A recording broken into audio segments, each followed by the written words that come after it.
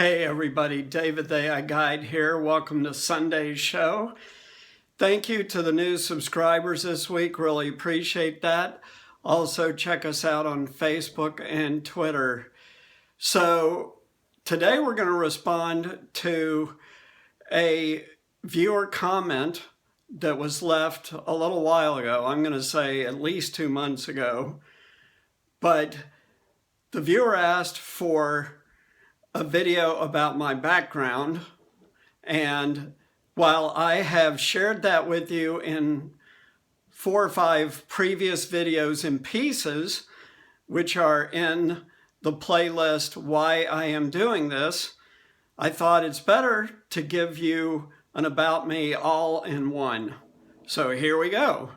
So first of all, I grew up in a little tiny farm town in the middle of nowhere. It really was in the sticks back then. You know, it's changed since then, but back then there was only 500 people in it. And I knew every single person by face and name, even though I was a kid.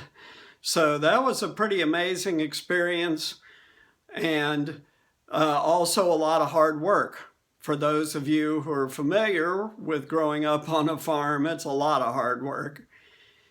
So after that, I went to school, specifically college, and after school, I started working at a few different companies, but I ended up in manufacturing.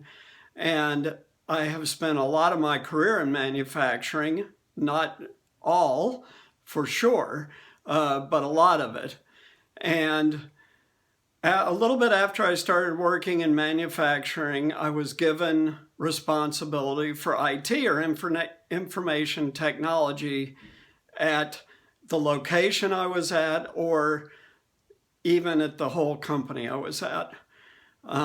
This developed over time. This wasn't immediate. I mean, at first, I was lucky enough to be working in California, which has always been on the cutting edge of everything coming out of technology.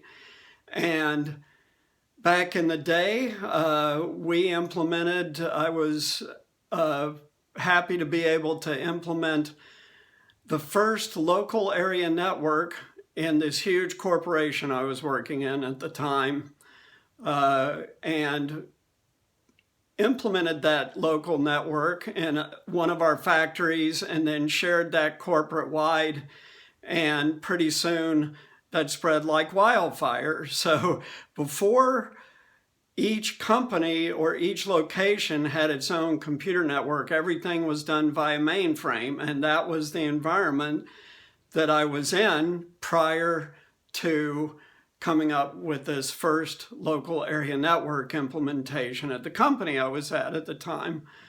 I had a really cool boss who would let me explore these things, and he also let me do something else. I came up with one of the first real-time inventory management systems that was anywhere in the US at that time. This was a long time ago. I was really lucky. I stumbled across these people who were really good at programming, and there had been talk about it. I had never seen one. In this huge company I worked for, again at the time, with global locations, there wasn't one of these, but I got these people to help me program the system I designed, and then I implemented it after they developed it. And the reason I did that is because we had this huge warehouse that was 100,000 square feet. It was big. And we had all this stuff stacked in there, and we had so much stuff, and it was so disorganized. Our people would spend hours looking for a single thing to ship out to a customer. Well, we all know now how bad that is. And that's why I developed that real-time inventory system. And again, that type of system was adopted corporate-wide out of what we did in California back in those days. So that was really cool. That was a great experience. Then I moved to other locations in this company and was still heavily involved with IT and other things. And then after that, I left that company and I went to a pretty big company, not as big as that one, but this company had 180 locations in 18 states in the US. And we designed, and this group programmed it, and we implemented a real-time inventory system that covered all 180 of those locations. And again, this was the first in the industry that we were in, and I knew about it because I'd done it once before. So this was way before there was any talk about AI. I'm just telling you this because I have, in these experiences and all my ones after that, direct IT experience in corporations over more than 25 years. And I have been on the project lead team or leader of the project team for teams implementing SAP, PeopleSoft, Oracle, and a couple of different Microsoft systems, Microsoft Dynamics Great Plains and Solomon, many, many more besides that, plus custom programming of systems to do specific tasks. So heavy experience in both IT leadership and also in software development. And at one point I worked for a computer hardware company for a few years where we made computers, so that was hardware. And also at a different point, I ran a internet software company, and we built a patented software platform. I didn't do this, other people did, but the company had a patented software platform that was sold, one of the first software as a service applications. In fact, this company got the second patent for software after Priceline. And this software was used primarily in banking and other financial applications. And that was 6 years that I was involved with that internet software company. So I have very, very heavy software experience. And one of the interesting things is, I started to read about AI as AI started to resurface in the 2010s. First, there was Siri, which launched voice recognition in 2010. And then after that, the first really good neural nets were developed between 2012 and 2015, which we talked about in our history segment. So it was during the last decade now that I started following AI pretty heavily and ended up getting more involved in looking for potential applications for manufacturing operations at the companies I was working with through the last 10-year stretch, and then actually started going to AI conferences in California for quite a few years to stay up to date on what's happening, and also conferences with robotics and bringing robotics into companies. And for manufacturing, a lot of what we do is oriented around sensors and quality. So that's how I learned so much about robotic sensors. And of course, I have most experience in software.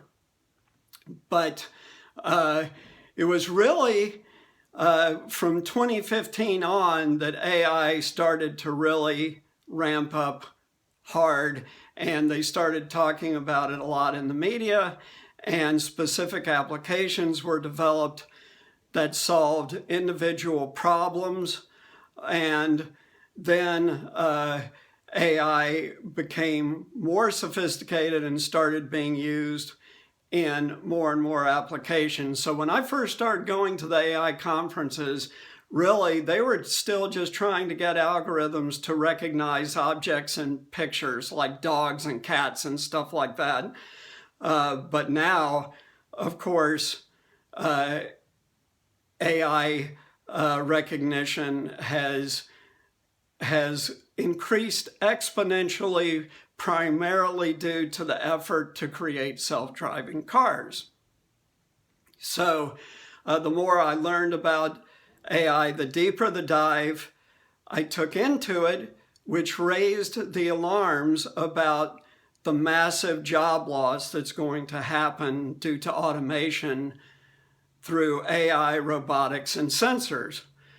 This is coming, and I've talked about that, and I established the AI Guide to provide information about what AI is, what jobs are most likely to be automated, what career options are that are much less likely to be automated. And so that was sort of an educational purpose, but now we're evolving to get more directly involved in providing resources that will help you pivot in your career to something that will not be affected by AI.